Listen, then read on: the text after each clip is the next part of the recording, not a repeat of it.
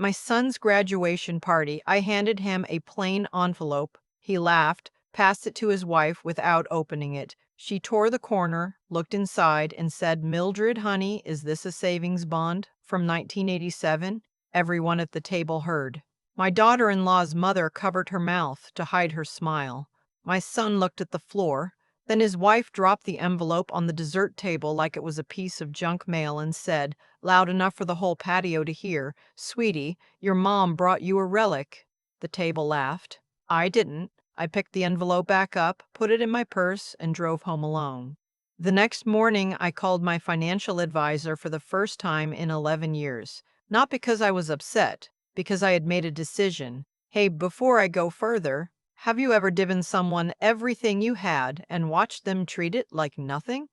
Drop a comment. I read every single one. And if stories like this are your thing, hit subscribe. I'll be right here. Now, back to what happened after that phone call. My name is not important. What's important is this. I am 63 years old. I worked as a school cafeteria manager for 31 years, and I am worth more money than most people in that room will ever see in their lifetimes.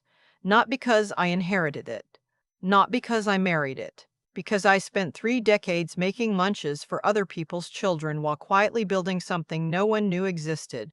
The envelope my daughter-in-law called a relic held a Series EE savings bond I'd bought in 1987. Face value, $50. Current value, with 37 years of accrued interest, just under $400. I had bought it the week my son was born, during a double shift, standing at a bus stop in February because I didn't own a car yet. But she didn't know that. She didn't ask. Let me take you back to where this started. Not the party? Further back? My son. I'll call him by what he's always been to me, my only child. Was born when I was 26. His father left before the first birthday. I was renting half a duplex in Akron, Ohio, driving a 1981 Buick that overheated if you ran the heat above medium. I was making $11 an hour managing the breakfast and lunch program at Garfield Elementary. It wasn't glamorous. The kids called me Miss Millie. I wore a hairnet every single day for 31 years. What nobody at that graduation party knew was that I had also been buying property since 1992.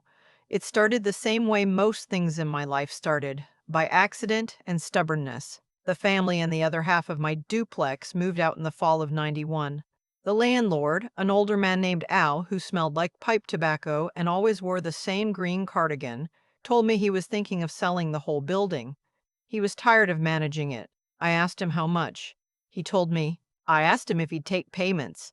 He looked at me for a long moment. Then he said, "You're serious, aren't you?" I was. I bought that duplex for $47,000. I put down $6,200, which was every dollar I had saved in 4 years. I rented the other unit to a young nurse named Beckett. She stayed for 9 years, never missed a payment, and when she left, I used that rental income to buy a small single family on the east side, then another. Then a commercial unit I leased to a dry cleaner for 16 years. I never told my son because I didn't want him growing up feeling like the money was a safety net he could fall into. I wanted him to learn that you earned what you had. I wanted him to respect work, the ordinary, invisible, daily kind of work that people overlook. The kind I did. I see now that was a mistake. Not the saving, not the building, the silence. By the time my son graduated with his MBA from Ohio State, I owned 14 properties across 3 counties. I had a brokerage account I'd been contributing to since 1995. I had rolled over my pension, invested conservatively, and watched it grow. The total, the last time I sat with my advisor, was just over $4 million. The envelope with the savings bond wasn't the gift. It was a symbol. I had planned to tell him everything that night. I'd planned to hand him the deed to the duplex. The first one, the one that started all of it, as a wedding gift, now that he and his wife had been married 2 years and were talking about buying a house. I was going to tell him the whole story over dinner. Instead, his wife called it a relic, and everyone laughed. I drove home in the dark and I sat at my kitchen table, and I didn't cry. I'd learned a long time ago that crying doesn't move a single thing forward. I made myself a cup of instant coffee, the kind in the little packets, the store brand, because I have never in my adult life paid $4 for a cup of coffee, and I don't intend to start. And I thought about what I had just watched. My son hadn't defended me. He'd looked at the floor. That told me everything I needed to know about what had happened to him over the past 4 years. I had liked his wife when they first started dating, Renata. I had liked her energy, her confidence. I understood that she came from a different background. Her parents had money, real estate in Westchester, a vacation place in the Outer Banks. I understood that she found my apartment small and my furniture dated. I didn't hold any of that against her. What I couldn't accept was the contempt, the practice, casual contempt, the kind that comes so naturally to people who've never had to think about where money comes from. I opened my laptop that night and pulled up my property management spreadsheet. 14 properties, column by column, address, purchase price, current estimated value, monthly income, outstanding mortgage if any. Most of them were paid off. The duplex on Meadowlark had been paid off since 2004. The duplex where my son had spent the first 7 years of his life. The duplex that Renata's parents had rented for their daughter's graduation party catering company to use as a staging kitchen for 2 events last summer. They'd found it through a property management agency. They had no idea who the owner was. I sat with that information for a while. Then I called my attorney. My attorney, a sharp woman in her 50s named Buchanan. Her first name is Theodora, but she goes by TB and accepts nothing less, has handled my real estate filings for 11 years. She did not seem surprised to hear from me at 9:30 on a Saturday evening. She has told me before that her most interesting client calls always come on weekends. I need to consolidate the deed on Meadowlark under my name instead of the LLC, I told her. I want it to be findable. She paused. That's an unusual request, Mildred. You've kept everything deliberately separated. I know. It's time for certain things to be visible. She asked me if everything was all right. Everything is fine, I said. I've just decided to stop being invisible. What I didn't tell TB yet was the other thing I had decided. The thing that had nothing to do with property deeds and everything to do with my daughter-in-law's business. 3 weeks after the party, I met with a man named Osterfeld. He'd been referred to me by another landlord I knew through the County Property Owners Association, a quiet, thorough man who did background and financial checks for landlords screening tenants. But he did other things too, discreet things. I told him what I wanted. I told him about my daughter-in-law's catering company, Renata's business, which she had grown from a side project into what she described at family dinners as a boutique event catering firm. I told him I wanted to understand the business financially, not to damage it, to understand it. Osterfeld found what I suspected but hadn't been able to prove. The business was carrying debt it couldn't sustain. Renata had taken out 2 small business loans totaling $160,000 over 18 months. She had also, and this is where it became my son's problem, not just hers, used his name on a third application, a line of credit from a regional bank without his knowledge. His signature was on documents he had told me during a lunch 6 months ago, when he seemed more tired and distracted than usual. He didn't remember signing. Osterfeld laid the folder on the table between us in the Panera on Route 224. He kept his voice level. He'd clearly done this before. She's been floating the payroll on the line of credit, he said. The events are running at a loss on paper because she's been categorizing personal expenses under the business. When the line of credit gets called, and it will get called, your son is jointly liable. His credit, his name. I stared at the documents. Does he know? In my professional opinion, he knows something is wrong. Whether he knows the specifics, I can't say. I thought about my son at that party, looking at the floor, the tiredness around his eyes that I'd been reading as professional stress. He was drowning and didn't know what the water was yet. Now I had a choice that felt familiar. I could call him right now, drive to his house, sit him down, show him the folder, but I thought about what would happen. He would defend her. He would say I was interfering, that I had never really accepted Renata, that I was making it worse. He would say all of that because he loved her and because some part of him wasn't ready to look directly at what he'd been sensing for months. I wasn't going to force him to look before he was ready to see. I was going to wait until the truth had no door left to hide behind. I told Osterfeld I needed one more thing. I need a copy of everything. Organized. Dated. He slid a second folder across the table. I already made you one. I drove home, sat at my kitchen table, and pulled up my brokerage account online. Then I made 3 calls. The first was to TB. I told her to prepare paperwork transferring the deed on Meadowlark back into my personal name, publicly recorded. The second was to the property management agency that had placed Renata's catering company in that staging kitchen. I told them the owner would be taking the property back for personal use and that no new commercial leases would be signed with entities connected to that family. The third call was to a bank officer I'd worked with for years, a woman named Cuesta at First Federal. I told her I wanted to establish a trust, a specific trust with specific conditions. She said, I can have the documents ready by Thursday. I'll be there Wednesday, I said. A trust takes longer than.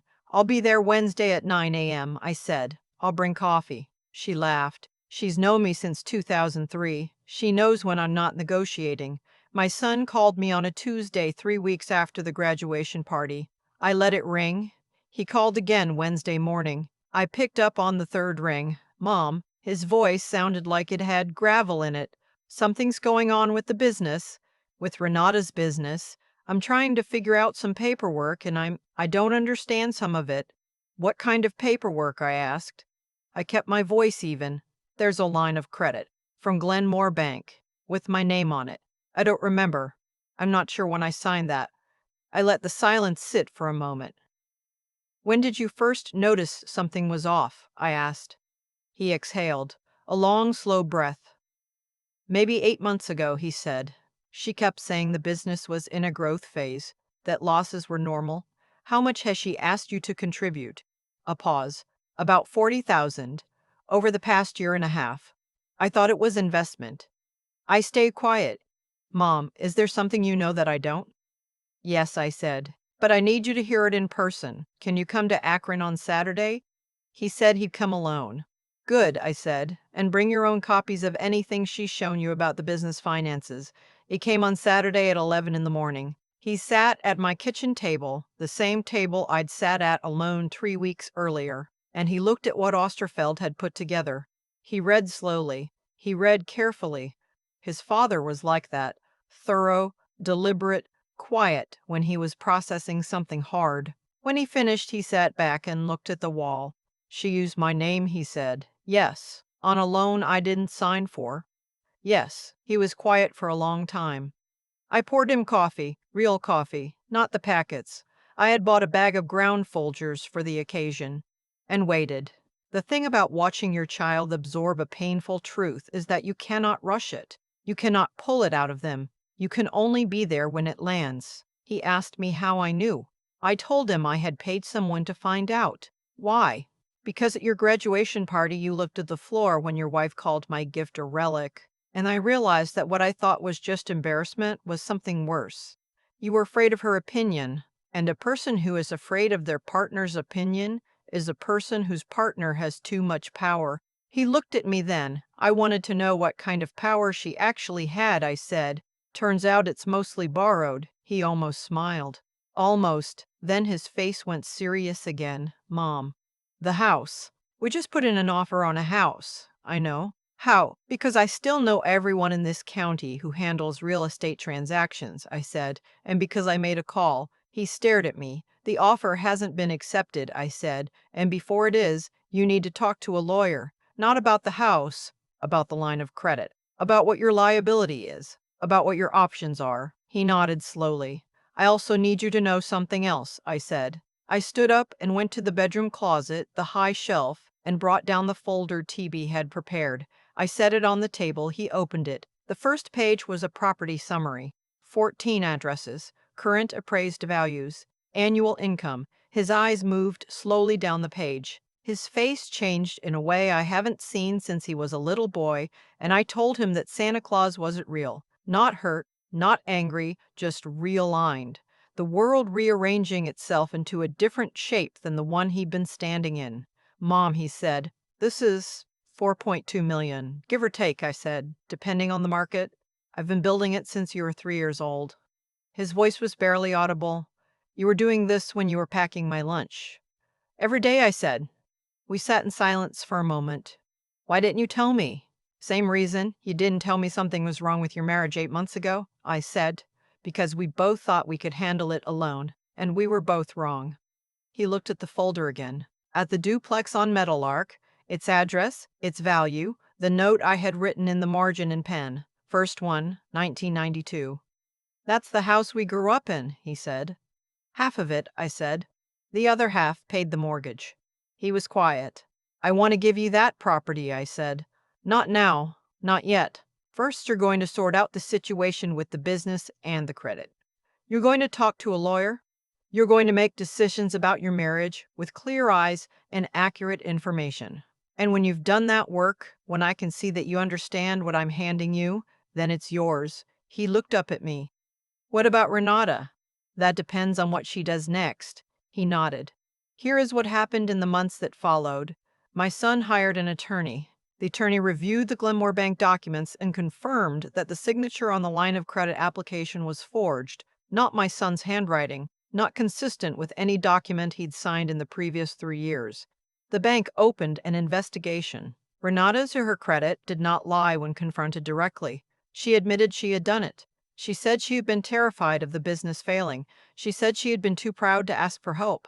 She said a lot of things that were probably true and also beside the point. My son filed for separation in October. It was not dramatic. It was just sad, the way most true things are sad. Quietly, without ceremony, with a great deal of paperwork. I did not celebrate. I'm not a person who celebrates someone's marriage ending, even when the marriage needed to end. What I did do was call my son on a Thursday evening in November and ask if he was eating. He said he was surviving. I said that wasn't the same thing. He said he knew. I drove to Columbus the next morning with a casserole dish of chicken and rice, the same thing I made him every winter when he was small and the weather turned gray. I left it on his doorstep with a note that said, "Call me when you're ready to talk about what comes next." He called that Sunday. What comes next, as it turned out, was this. My son took a week off work and drove to Akron, and I walked him through everything. Every property, every account, every file I kept in the locked cabinet in my bedroom. I showed him the spreadsheet.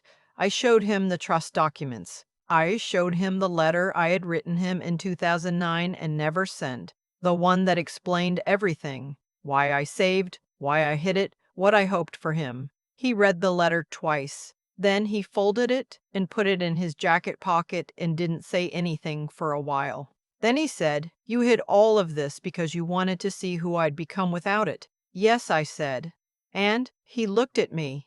"The jury's still out," I said. "But you chose to come to Akron instead of Columbus. That counts for something." He almost laughed. Over the next several months, my son did something I hadn't expected. He asked if he could help. Not with money. With the work. He started coming to Akron on weekends and going with me to inspect properties, meeting with the management company, learning the maintenance schedules. He was an MBA after all. He knew how to read a balance sheet. He knew how to spot inefficiency. What he didn't know was how to talk to a furnace repairman or read a property tax appeal, or understand why it mattered that the gutters on the east side single family had been clean every fall for 30 years without a single foundation problem. He learned, slowly, the way you learn anything real. In the spring, I transferred the deed on Meadowlark to his name. We did it quietly, at TB's office on a Wednesday afternoon. On the way out, he stopped in the parking lot and looked at me. "Mom, that savings bond," I looked at me. "The one from the graduation party? What about it? Do you still have it?" "It's in the cabinet," I said, "with everything else." He nodded. "Could I have it?" "What for?" He shrugged. "Something to hold on to. Something real." He paused. "I know it's only $400. "It's not $400, I said. "It's a bus stop in February 1987. It's the first thing I ever saved for you." He looked at me for a long time. Then he said, "I know. That's why I want it." I did not cry in that parking lot. I have a policy about that. But I came close. The duplex on Meadowlark has 2 units.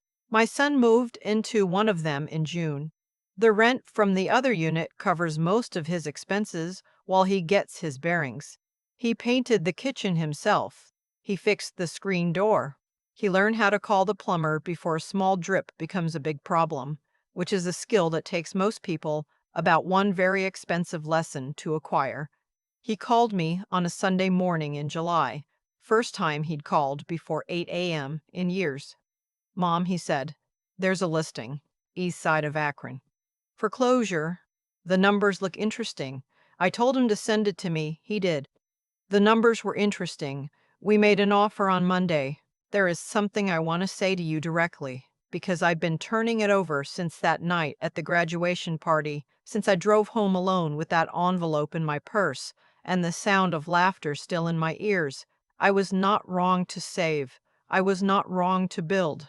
I was wrong to be silent about it for so long that my son grew up with no understanding of what his mother had built, and wrong to let that silence create a space where someone else's contempt could fill it. We teach our children that money is private, and that is true up to a point. But there is a difference between privacy and invisibility. I made myself invisible because I thought invisibility was protection. What it actually was a kind of loneliness.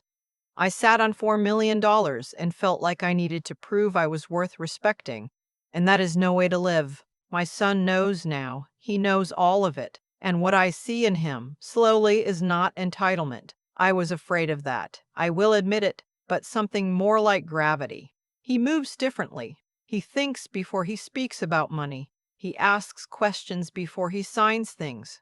He drove to Akron last month for no reason except to have dinner. He brought a bottle of wine, a $14 bottle from the grocery store, because I raised him right, and we sat at my kitchen table and talked for 3 hours. Before he left, he looked around my apartment. The furniture is old. The carpet needs replacing. The kitchen cabinets are the originals from whenever this building was last renovated, which was probably the Clinton administration. "Mom," he said, "you could have lived anywhere." "I know," I said. "Why here?" "Because this is where I built everything," I said. "You don't leave the place where the work happened just because you can afford to." He stood in the doorway for a moment. "I'm going to learn everything you know," he said. "Every bit of it." "Good," I said. "It's going to take a while." He smiled. "I know."